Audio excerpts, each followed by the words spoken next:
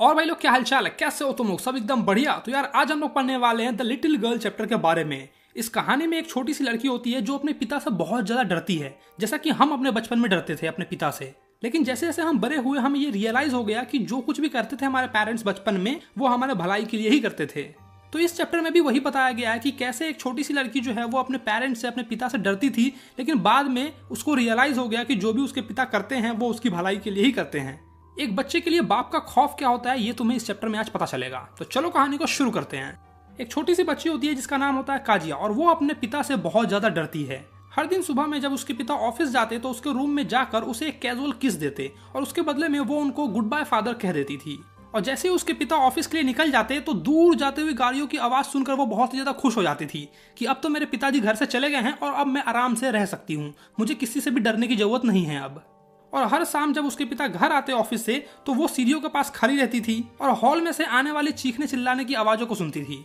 मेरी चाय dining room में ले आओ, पेपर कहाँ है, अभी तक आया नहीं क्या, मेरी चप्पल कहाँ है, चप्पल लेके आओ, ऐसा उसके पापा चिल्लाते थे।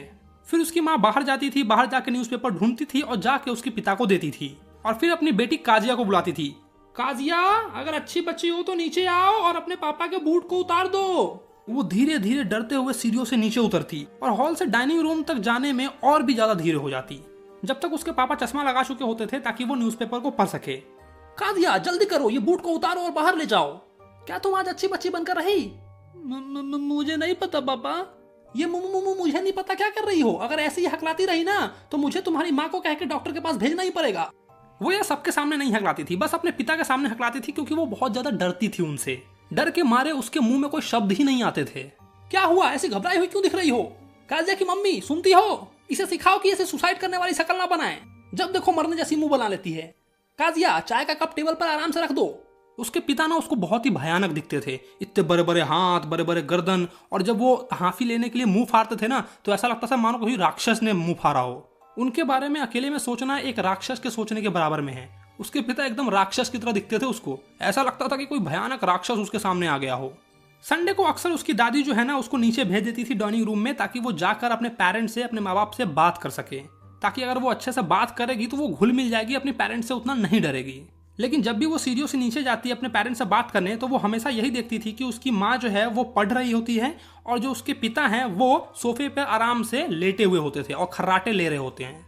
एक रुमाल अपने फेस पर रखे हुए होते थे, पैर को आराम से सोफे पे टिका कर मस्त खराटे लेकर सो रहे होते हैं। और वो तब तक स्टूल लेकर वहीं पर बैठ जाती थी जब तक कि उसके पिता उठकर टाइम नहीं पूछते थे कि कितना समय हुआ, और फिर वो उसकी तरफ देखते थे। इस प्रकार भूखी प्यासी मत दिखो, एक ब्राउन उल्लू की तरह दिख रही हो तुम। एक दिन जब उसे जुकाम हो जाता है तो वो अपने रूम में ही अंदर बैठी होती है, तो उसकी ग्रैंडमदर आती है और कहती है कि नेक्स्ट वीक तुम्हारे पिता का बर्थडे है, तो क्यों ना तुम कुछ गिफ्ट तैयार करो उनके लिए ताकि वो उनको पसंद आए। तुम एक काम करो, येलो सिल्क से ना पिन कुशन तैयार करो, वो उनको बहुत अच्छा लगेगा।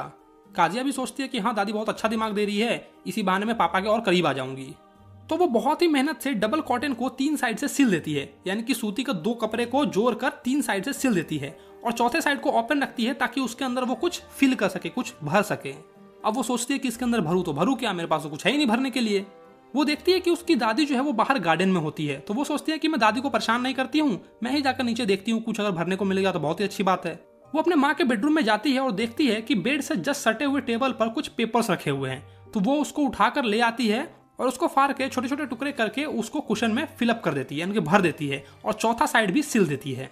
फिर उस रात घर में शोर शराबा शुरू हो जाता है। उसके पापा चिल्ला रहे होते हैं कि मेरे स्पीच के पेपर्स कहाँ गए जो मैंने पोर्ट अथॉरिटी को देने के लिए तैयार किए थे। सब लोग मिलकर घर में इधर उधर ढूंढ रहे होते हैं लेकिन वो पेपर नहीं मिलता है। फिर फाइनली उसकी माँ काजिया के रूम में जाती है और काजिया से पूछती है, काजिया मैं आशा करती हूँ कि तुमने कोई पेपर नहीं देखा होगा जो मेरे बेडरूम में टेबल पे रखा हुआ था। काजिया बहुत खुश होकर कहती है कि माँ मैंने तो वो पेपर ना फाड़ दिए, छोटे छोटे टुकड़े कर दिए उसके। उसकी माँ चिल्लाकर कहती है, क्या तुम अभी कभी नीचे डाइनिंग रूम में आओ। और वो उसको घसीटते हुए उसके पिता के पास लेके आती है, जहां पर उसके पिता जो है हाथ को पीछे रखकर वॉक कर रहे होते हैं। मतलब वो इंतजार कर रहे थे कि उसकी माँ कब काजिया से पूछकर आएगी उनके पेपर के बारे में। फिर वो काजिया की माँ से पूछते हैं, क्या बात है? उसकी माँ सारी चीजें उसके पिता को बता देती है कि ऐसा ऐसा हुआ है, आपके पेपर को इसने फाड़ कर चिथड़े चिथड़े कर दिए हैं। काजिया क्या तुम्हारी माँ सही कह रही है, तुमने ऐसा किया है क्या? नहीं पापा मैंने नहीं किया, वो रोते हुए ऐसा कहती है। काजिया की माँ इसे ऊपर ले जाओ और रूम में लेके बंद कर दो, और वो जो थैला उसको लेके आओ। यानी कि जो पिन कुशन जो गिफ्ट वो तैयार कर रही थी बच्ची, उस गिफ्ट को लेके आओ नीचे, ऐसा उसके पिता कहते हैं। वो कमरे में एक कोने में बैठकर बहुत ज्यादा रोती रहती है और अपने पिता को समझाने की कोशिश करती है कि उसने उनके ही गिफ्ट के लिए उस पेपर को फाड़ा था। शाम तक वो उसी कमरे में अंधेरे में बंद रहती है और गेट से जो थोड़ा मोड़ा लाइट आ रहा था जो उसके फ्लोर पे पड़ रहा था, वो उसी को देख रही थी बहुत ही सैडली। और फिर उसके पापा एक डंडा लेके आते हैं। आज तो मैं तुम्हें सबक सिखा कर रहूंगा। ओह नो नो नो पापा। और ऐसा कहते कहते वो बिस्तर के अंदर घुस जाती है। उसके पिता बिस्तर को एक साइड कर देते हैं और कहते हैं कि बाहर निकलो, बाहर आओ और अपना हाथ बाहर निकालो। आज तो मैं तुम्हें सबक सिखा कर रहूंगा। आज तुम्हें पता चलेगा कि बिना किसी के पूछे हुए उसके सामान को छूने का नतीजा क्या होता है। पारक चट्टी लड़की। पापा लेकिन वो आपके बर्थडे के लिए था। उसके पिता बहुत ही बेरहम तरीके से उसको पीटते हैं।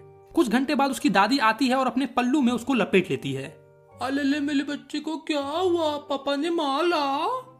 मतलब इसी तरीके से यार उसकी दादी जो है उसको मना रही होगी।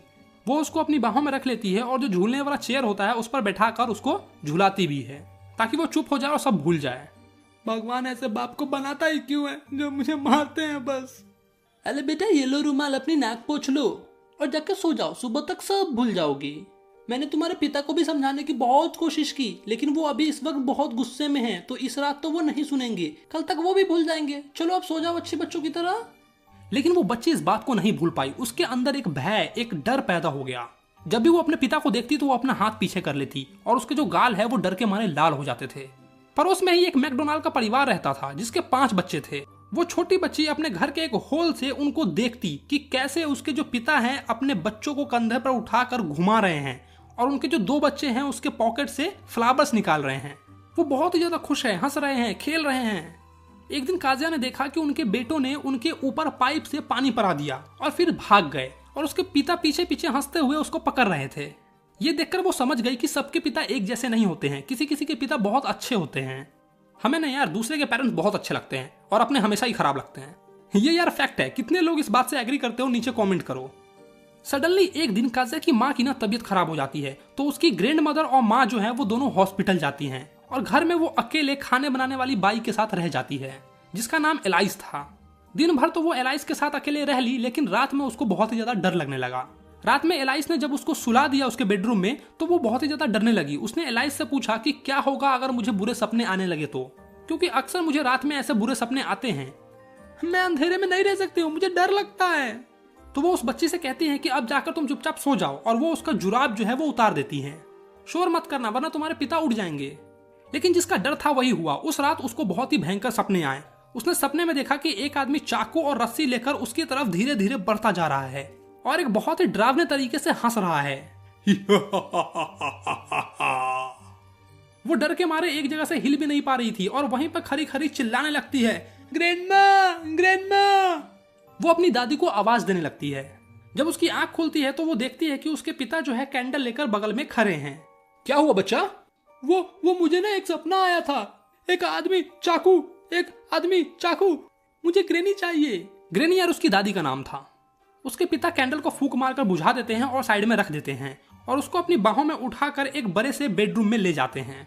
बेड पर न्यूज़पेपर फेंका हुआ होता है और रीडिंग लैंप के बगल में एक आधा पिया हुआ सिगार भी पड़ा होता है।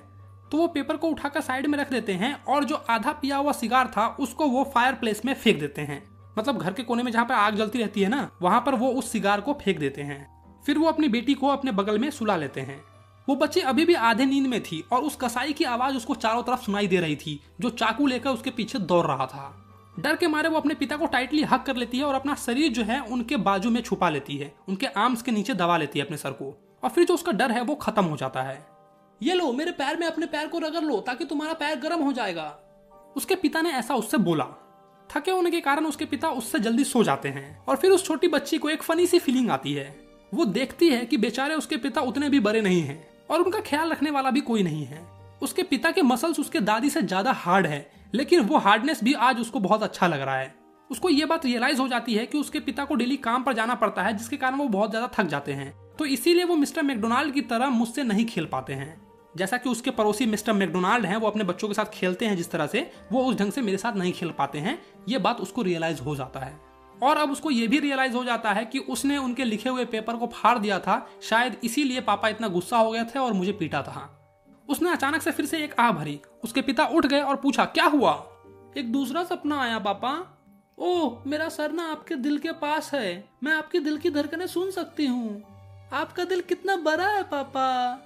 और फिर इसी दिन से वो अपने पापा से डरना बंद कर देती है। उसको रियलाइज हो जाता है कि जो भी उसके पापा कर रहे हैं वो उसकी भलाई के लिए ही कर रहे हैं। हमारे साथ भी कुछ ऐसा ही होता है ना यार। बचपन में हम अपने पेरेंट्स से डरते हैं, अपने माँ बाप से डरते हैं, लेकिन धीरे धीरे जैसे जैसे बड़े होते हैं तो हमारा डर जो है वो खत्म हो जाता है। तो बस यार, हो गया तुम्हारा ये चैप्टर।